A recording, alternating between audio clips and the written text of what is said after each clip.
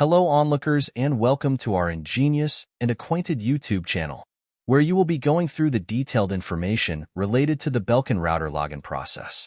In this short video, you will analyze the entire process of logging in via the web GUI method.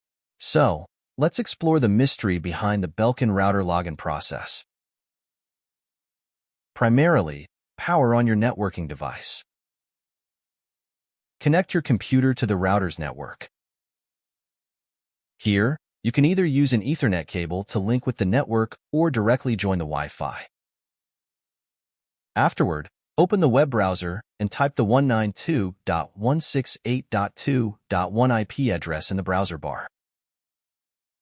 Next, enter the default administrative credentials on the login window that appears to you. Then, you reach the smart home dashboard of the router. Further, go to Basic Settings Wireless, edit the SSID name and pre-shared key fields.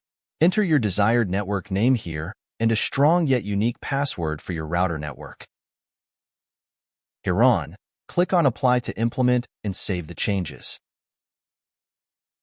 The Belkin Wi-Fi router login process is done.